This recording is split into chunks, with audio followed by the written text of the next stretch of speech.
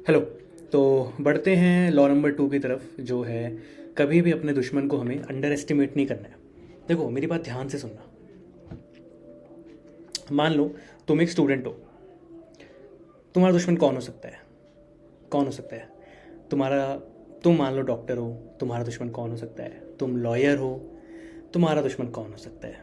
तुम एक business owner हो, तुम स्टार्टअप रन कर रहे हो, तो तुम्हारा दुश्मन कौन हो सकता है? बस यही समझना है, और यही समझना है, और फिर उसको कभी अंडर एस्टिमेट नहीं करना है। तो जीत पक्की है। इस पावर स्ट्रक्चर के गेम में अगर आपको आगे बढ़ना है तो सेकंड लॉ बहुत ज़्यादा इंपॉर्टेंट है, जो ये कहता है कि कभी भी अपने दुश्मन को अंडर एस्टिमेट नहीं करना है। अब आगे की बात। नोकिया ने जब स्मार्टफोन्स को इग्नोर किया, कोडैक ने जब डिजिटल कैमरास को इग्नोर किया, तो हम सबको पता है कि हुआ क्या। दोनों ही मार्केट से उड़ गए। अलेक्जेंडर द ग्रेट, उसने पोरस को बहुत कमज़ोर समझा। उसको लगा ये छोटी सी आर्मी लेके भाग जाएगा, बट हुआ क्या? उसको अपनी ज़िंदगी का सबसे बड़ा रेजिस्टेंस देखने को मिला था। पोरस के सामने सबसे बड़ा वो हिल गया था। बस पता है उसने गलती क्या करी? उसने अपने दुश्मन को अंडर एस्टिमेट किया। जूलियस सीज़र, जूलियस सीज़र को उनके ही लोगों ने मारा।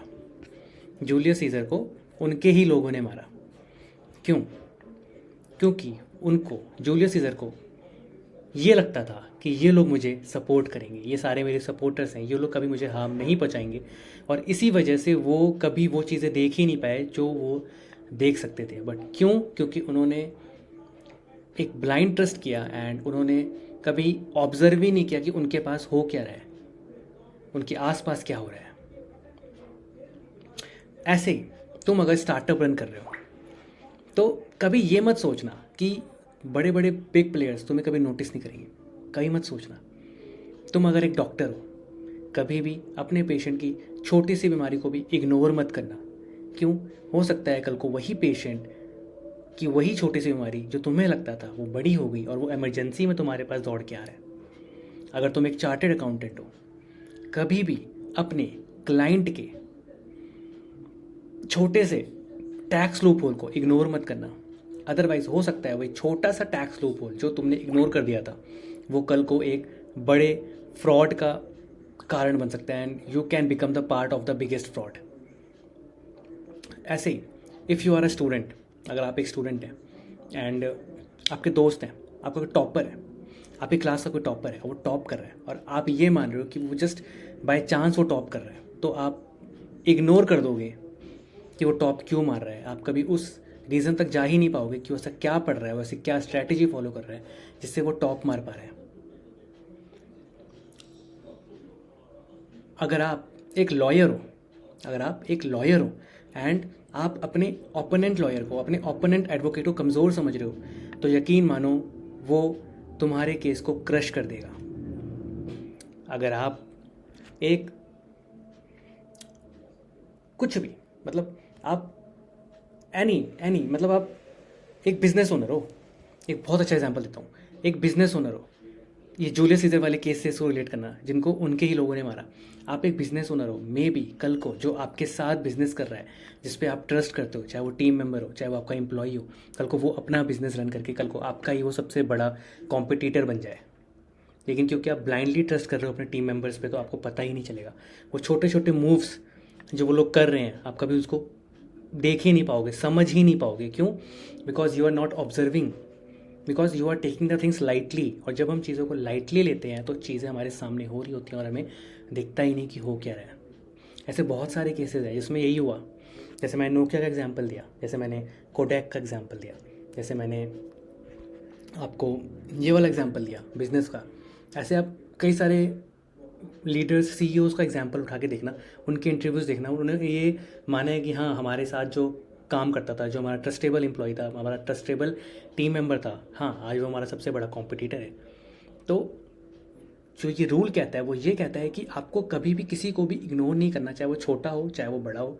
एंड आपको सिंसियरली ऑब्जर्व करना है हर एक मूव को, एंड आपको बहुत केयरफुल रहना है, बहुत careful. You do not have to trust any one, because this is a power game. और पावर गेम में कोई भी परमानेंट दोस्त नहीं है और परमानेंट एनिमी नहीं है, बिकॉज पावर गेम में सिर्फ लोग आपका बेनिफिट उठाते हैं। और अगर हम थोड़े से ऑब्जर्वफुल रहेंगे एंड चीज़ों को क्लियरली देखेंगे, कुछ भी एक प्री अजम्पशन लेके नहीं चलेंगे और किसी पे भी ब्लाइंडली ट्रस्ट नहीं करेंगे, तो हम जो बहुत बड़े सक्सेसफुल लोग जो ज़मीन पे आ गए उस गलती से बच जाएंगे। और उन सब ने एडमिट किया है कि हाँ, वो फेल इसीलिए हुए क्योंकि उन्होंने अपने कंपटीशन को, जो उनसे जेलसी रखते थे, उनको सबको इग्नोर किया। और इसीलिए वो जो कॉमन चीज़ निकल के आई वो यही निकल के आई कि they ignored and they underestimated their competition. तो ये सेकंड लॉ है। और अब हम मिलेंगे थर्ड लॉ में, जहाँ हम बात करेंगे एक नए लॉ की जो गेम चेंजर होगा। बेसिकली ये पूरी सीरीज़ 48 लॉज ऑफ पावर बहुत ही इंटरेस्टिंग सीरीज़ होने वाली है। और यकीन मानना, जिस दिन ये सीरीज़ पूरी कंप्लीट होगी, you will be the best. और बस यही है।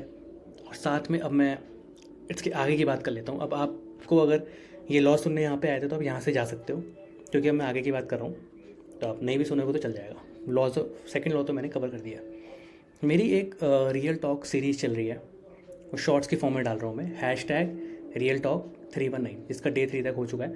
उसमें मेरा प्रयास है कि मैं पूरे 319 दिन तक, क्योंकि 319 दिन ही बचे हैं अब 2025 को कंप्लीट होने में, मैं डेली एक ना एक मोटिवेशनल वो डालता रहूँगा। मोटिवेशनल तो नहीं, एक माइंड शिफ्ट चेंज, एक माइंड शिफ्ट चैलेंज है वो। मतलब उसमें रियल बात करेंगे, रियल टॉक, अनफिल्टर्ड, अनएडिटेड।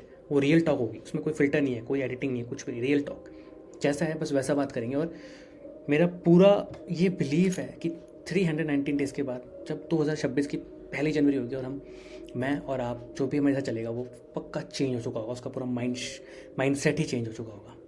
इसी के साथ एक और चीज़, मेरी जो ई बुक है आर्ट ऑफ स्टोरी टेलिंग, वो लाइव हो चुकी है मेरी वेबसाइट पे। मैं भी आपको दिखाता हूँ। ये मेरी वेबसाइट है, बहुत सिंपल है .com। यहाँ पे आप नीचे आएंगे, इसको मैं हटा देता हूँ यहाँ से। यहाँ पे आर बेस्ट कोर्स में ये रहा आर्ट ऑफ स्टोरी टेलिंग। आप जस्ट पे क्लिक करेंगे तो ये रही मेरी ई बुक। बहुत ही अच्छी बुक लिखी है। इसमें आपको स्टोरी टेलिंग के फंडामेंटल्स इंग्लिश HINGLISH इंग्लिश में, पर्सनल ग्रोथ में, डिफरेंट प्रोफेशन से, आप चाहे CEO हो, चाहे लॉयर हो, चाहे डॉक्टर हो, कोई भी प्रोफेशन में हो, सब आप कैसे स्टोरी टेलिंग का बेनिफिट उठा सकते हो अपने प्रोफेशन में, इसमें सब कुछ बात की है मैंने। चाहे आप एक स्पीकर हो, चाहे आप टीचर हो, चाहे प्रोफेसर हो, कुछ भी, देखो real life examples and case study सब कुछ है। आप यहाँ से पढ़ सकते हैं और बहुत मज़ा आएगा। तो ठीक है, टाटा, सी यू, बाय बाय।